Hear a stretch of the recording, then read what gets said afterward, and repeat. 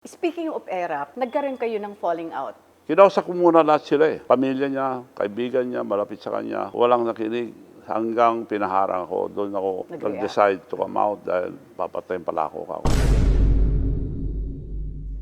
Ang isa pang personalidad na very close sa inyo, na nagkaroon din kayo ng falling out, Manny Pacquiao. Ginawa akong sample. Yung mga advisor niya bago, tapos diet pa ako para lang to prove na hindi siya na-influensya ng iba. Pare ko, hinindihan ko. 3 times hinindihan ko.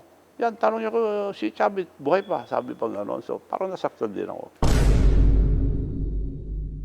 Was it like a business rivalry among families? Kasi kabag-anak eh, uncle mo, mga pinsan mo, and then, di ba, krisologo kayo eh. Good I was heart. ambushed 7 times. Actual pero yung attempt. 6 times ako binaril-baril sa sasakyan ko, namamatay mga kasamahan ko. The last was 2 granada. Binityan ako ng granada.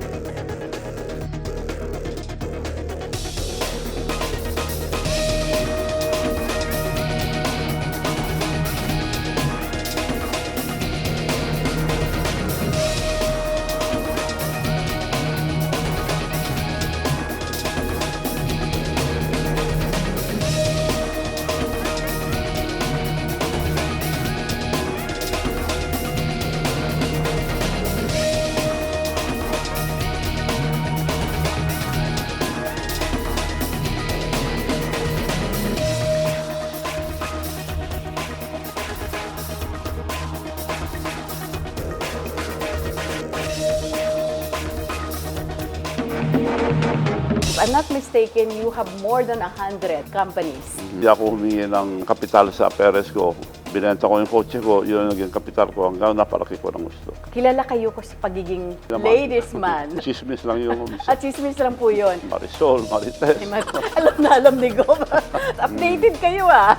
Marami na akong nakawa pero hindi naman nanggaling sa akin eh. Ako, lumalaban lang. Pag kinalaban ako, siyempre. Doon ako nag-react. Dahil survival eh. The main reason, survival. Ano po yung negosyo nyo sa Korea? Kayo ang nakapagdala dito ng mamulan. Yes. So kami namimili ngayon yung mga dancers, ng K-pop dancers. Producing concerts. Is that part of your plans? Ginawa ko yung Miss Universe. Yes, 2017. Ako, I took the risk. Kinausap ko si President Duterte na sana dublay natin mga security. Magkano po ang maintenance nyo sa operation po ng Balawarte Alone? Ang dami kong empleyado ron, 50 plus. 100 kilos a day ang pagkain ng lion, tiger, leopard. Ang bilin lang tatay ko, basta yung credibilidad mo. Oras na masira ang credibility mo, wala ka ng kwenta. Walang maniwala sa'yo. In short, kung anong sasabihin mo, yan ang mukha mo.